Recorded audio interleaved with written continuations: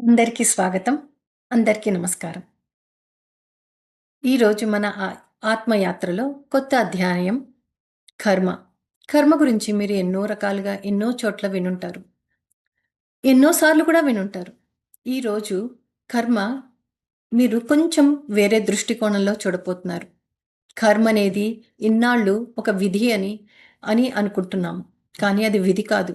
అది మన ఉద్దేశాల ప్రతిధ్వని.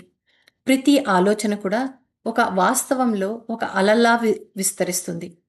మన ప్రతి చర్య కనిపించినా కనిపించకపోయినా మన జీవితంలో కథను మెల్లగా రాసుకుంటూ ఉంటుంది. అప్పుడు ఒక ప్రశ్న వస్తూ ఉంటుంది. ఎందుకు కొంతమంది ప్రార్థనలు అద్భుతంగా ఫలితాన్నిస్తాయి? మరి కొందరి ప్రార్థనలు వాడిపోతాయి అని. ఈ ప్రశ్నకు సమాధానం ఇచ్చిన ఈ కథ మీతో పాలు పంచుకుంటాను. అది నా కర్మ పట్ల దృష్టికోణాన్ని శాశ్వతంగా మార్చింది. మీకు కూడా ఉపయోగ ఉపయోగంగా ఉంటుందని మీ ముందరకు పెడుతున్నాను. కర్మ చేసే ముందర 3 స్టేజ్‌లున్నాయి. అవి అదృశ్యంగా ఉంటాయి. అందులో మొట్టమొదటి స్టేజ్ ప్రార్థన స్టేజ్. ఒక 8 ఏళ్ల బాలుడు తన తల్లి దగ్గరికి వెళ్లి, "నాకు ఆకలిగా ఉంది, అన్నం పెట్టమని" అడుగుతారు. ఇది ఒక అత్యవసరమైన ప్రార్థన. చాలా బేసిక్ అవసరం అన్నమాట. లేదా ఒక్కొక్కసారి ఆ బాలుడు నాకు చాక్లెట్ కావాలంటాడు. కొంచెం విలాసవంతమైన కోరిక. ఏది ఏమైనప్పటికీ ఆ తల్లి దగ్గర తన ప్రార్థన నిలుపుతాడు. ఇలాగే మనం కూడా మన కోరికలు భగవంతుడి ముందర నిలుపుతాము. అదే మన ప్రార్థన. ఎలా అయితే తల్లి తన కుమారుడి యొక్క కోరికల్ని నెరవేరుద్దామనుకుంటుందో పూర్తిగా, అలాగే భగవంతుడు కూడా మన ప్రతి ఒక్క కోరికను నెరవేర్చడానికి పూర్తిగా సహకరిస్తారు. కానీ అది అది ఎంతవరకు మనకి సఫలీకృతమవుతున్నది అన్నది మన చేతిలో ఉంటుంది. అది ఎలాగో చెప్తాను వినండి. రెండో స్టేజ్‌కొచ్చేసరికి ఎప్పుడైతే తన ప్రార్థనతో తన తల్లిని వేడుకుంటారో, తల్లి చిరునవ్వుతో వంట మొదలుపెడుతుంది. బాలుడు విశ్వాసంతో ఎదురుచూస్తున్నాడు. తన అమ్మ వంట చేస్తోందని, భోజనం తొందరగా వస్తుందని. ఈ నిశ్శబ్దమైన ఎదురుచూపే ధ్యానం అంటే మెడిటేషన్ అనుకోవచ్చు. ఈ ప్రార్థన మరియు ఫలితానికి మధ్యన ఉన్న ఆ ప్రశాంతమైన క్షణమే మన మెడిటేషన్. అక్కడే ఓర్మితోటి, విశ్వాసంతోటి వేచి ఉంటాము. మూడోది లక్షణం. అంటే ఒక రకమైన సైన్స్ అని చెప్పొచ్చు. లేదా నిమిత్తాలని చెప్పొచ్చు. ఇక్కడ బాలుడికి ఆ తల్లి చేసిన వంట యొక్క వాసనలు రావచ్చు. లేదా పాత్రల యొక్క శబ్దాలు వినిపించి ఉండవచ్చు.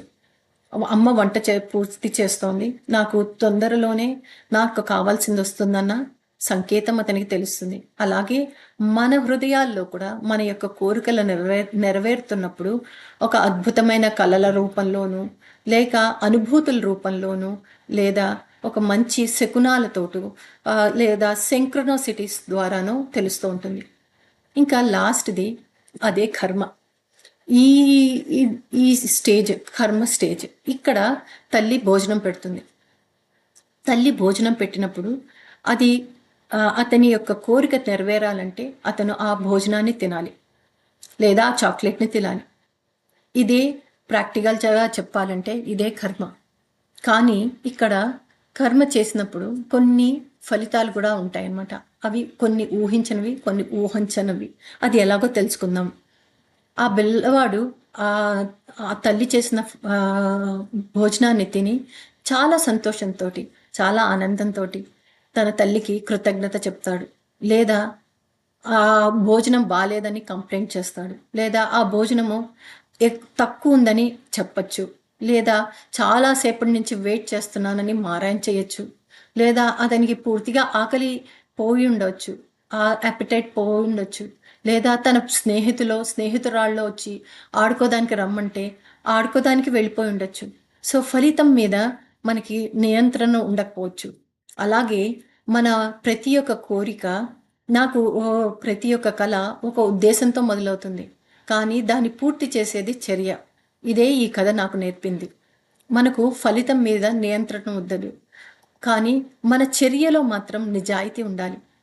ఈ ఈరోజు నేను నిశ్చయించుకున్నాను. నా కర్మ నేను చేస్తాను. భయంతో మాత్రం చేయను. విశ్వాసంతో చేస్తాను. ఆసక్తితో మాత్రం చేయను. ప్రేమతో చేస్తాను. ఇదే శ్రీకృష్ణుడు అర్జునుడికి ఉపదేశించిన భగవద్గీత. మరి నాకు తెలిసిన ఆహ్, దాంట్లో నేను మా నా మీ ముందర పెట్టానని అనుకుంటున్నాను. ఇందులో ఏమైనా తప్పులుంటే నన్ను క్షమించండి. Thank you. Thank you for listening. అందరికీ మీకు శుభాశీస్సులు. ఆ శ్రీకృష్ణుడి యొక్క పూర్తి సా ఆశీస్సులు మీతో ఉండాలని ఆ భగవంతుడిని కోరుకుంటున్నాను. సెలవు.